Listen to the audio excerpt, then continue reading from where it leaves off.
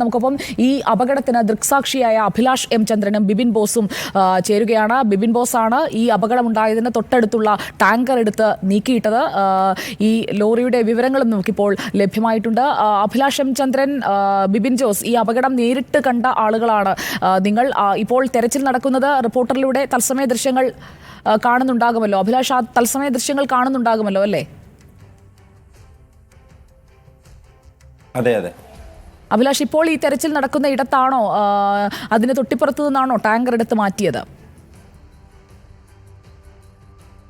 അതെ അതെ ഇപ്പൊ തെരച്ചിൽ നടക്കുന്നതിന്റെ തൊട്ടിപ്പുറത്തു നിന്നാണ് ടാങ്കർ എടുത്ത് മാറ്റിയത്. നിങ്ങൾ ആ ടാങ്കർ എടുത്ത് മാറ്റുമ്പോൾ അവിടെ മണ്ണ് ഇതുപോലെ കൂമ്പാരമായി ഒരു വലിയ കെട്ടിടത്തിന്റെ ഉയരത്തിൽ കിടക്കുകയായിരുന്നോ? അതെ അതെ അതായത് ആ നേരത്തെ ആ വെള്ളം റോഡിലേക്ക് കുതിച്ചു കയറിയ ഭാഗത്തിന്റെ നേരെ എതിർവശത്താണ് ഇപ്പോൾ ഈ തെരച്ചിൽ നടക്കുന്ന സ്ഥലം. അവിടെ തന്നെയാണോ ടാങ്കറും അതിനിപ്പുറത്ത് മണ്ണിടിച്ചിലും ഒക്കെ ഉണ്ടായി വലിയ കൂനയായി മണ്ണ് കിടന്നിരുന്നത്? അതെ അതെ അതെ അത് ഈ റോഡ് അഭിലാഷിന് അറിയാമല്ലോ. ആ റോഡിന്റെ ഓരമാണോ നമ്മളിപ്പോൾ കാണുന്ന തെരച്ചിൽ നടക്കുന്ന സ്ഥലം? എന്തോ വ്യക്തമായില്ല. അതായത് നമ്മൾ ആ റൂട്ടിലൂടെ വണ്ടി ഓടിച്ച് പോകുമ്പോൾ ആ റോഡിന്റെ സൈഡിൽ വണ്ടി പാർക്ക് ചെയ്യുന്ന സ്ഥലമാണോ നമ്മളിപ്പോൾ കാണുന്ന ആ വലിയ മൺതിട്ട, തെരച്ചിൽ നടക്കുന്ന വലിയ മൺതിട്ട? അതെ അതെ ആ മൺകൂനയ്ക്ക് തൊട്ടടുത്ത് നിന്നാണ് നിങ്ങൾ ഒരു ടാങ്കർ ലോറി എടുത്തു മാറ്റിയത്? അതെ. ആ ഭാഗത്തേക്ക് നിങ്ങൾ ആ ലോറി എടുത്തു മാറ്റുമ്പോൾ തടിയോ എന്തെങ്കിലുമൊക്കെ തെറിച്ച് വീഴുന്നതോ അല്ലെങ്കിൽ ഒരു ലോറി പോയി വെള്ളത്തിലേക്ക് വീഴുന്നതോ അങ്ങനെ എന്തെങ്കിലും അതിനു മുൻപ് കണ്ടിരുന്നോ?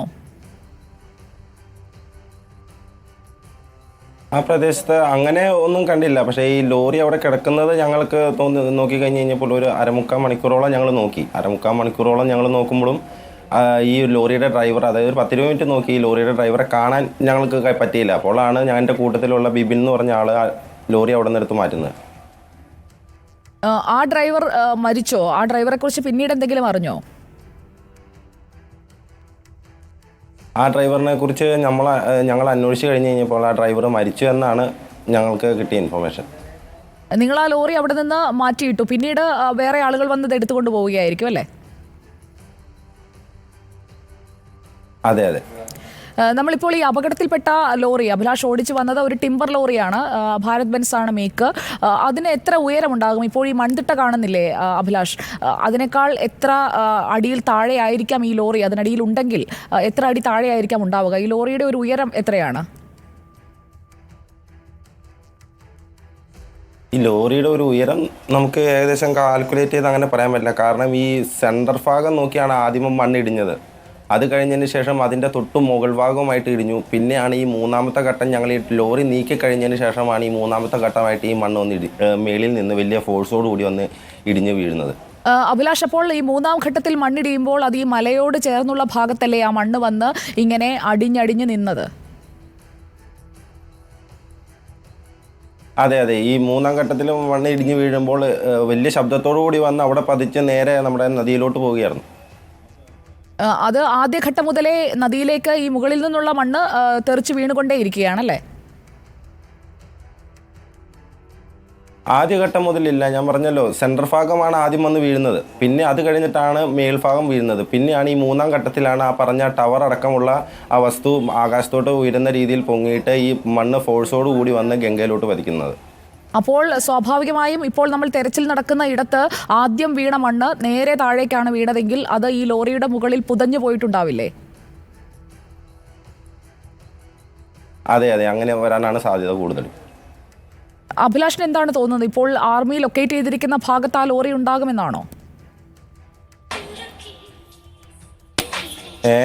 ആർമി ലൊക്കേറ്റ് ചെയ്തിരിക്കുന്ന ഭാഗത്ത് തന്നെ ആവാനാണ് സാധ്യത കൂടുതലും.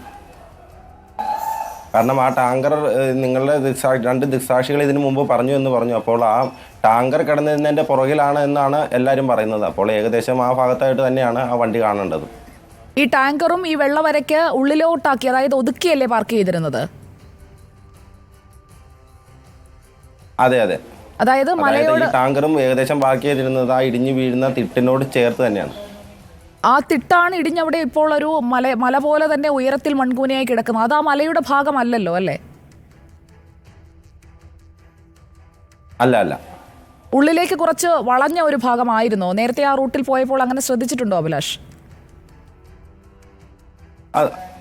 അതൊരു ചെരിഞ്ഞ പ്രദേശമാണ്, നല്ലതുപോലെ ചെരിഞ്ഞൊരു പ്രദേശമാണ് അവിടെ. അതായത് വണ്ടിയൊക്കെ ഒതുക്കിയിടാൻ പാകത്തിൽ അകത്തേക്ക് സ്ഥലമുള്ള പ്രദേശമാണല്ലേ? അതെ അതെ. അപ്പോൾ ഈ തെരച്ചിൽ നടക്കുന്ന പ്രദേശം ഇപ്പോൾ അഭിലാഷ് കാണുന്നുണ്ടെന്നാണ് ഞാൻ കരുതുന്നത്. അഭിലാഷാണ് ആ സംഭവത്തിൽ അവിടെ ദൃക്സാക്ഷിയായി ഉണ്ടായിരുന്നയാൾ. അതുകൊണ്ടാണ് ഇക്കാര്യങ്ങൾ അഭിലാഷിനോട് ചോദിക്കുന്നത്. ആ മണ്ണ് മാറ്റുന്ന പ്രദേശത്ത് ലോറി ഉണ്ടാകാനുള്ള സാധ്യത നമുക്ക് ഒരു 50% തീർച്ചയായും ഉണ്ട് അല്ലേ അഭിലാഷ്? അതെ അതെ.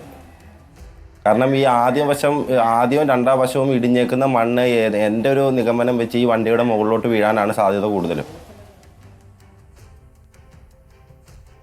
വണ്ടിയുടെ മുകളിലേക്ക് മണ്ണിടിഞ്ഞ് വീഴാനും അതിനുശേഷമുള്ള മണ്ണാണോ ഈ ഗംഗാവാലി നദിയിലേക്ക് വന്ന് വീണത്?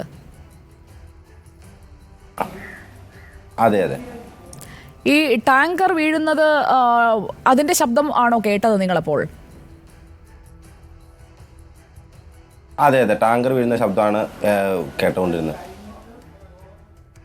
ആ നദിയുടെ നടുക്കൊരു മൺകൂനയൊക്കെ ഉണ്ട്. അതുകൊണ്ടാണ് നമുക്ക് അങ്ങനെ ഒരു സംശയം കൂടി. അതായത് അവിടെയാണോ അതോ ഇപ്പുറത്താണോ, എവിടെയാണ് ഈ ലോറി കിടക്കുന്നത്? അർജുനും ലോറിയും അത് രണ്ടും സംബന്ധിച്ച് ഒരു വിവരവും നമുക്കിതുവരെ ഇല്ല.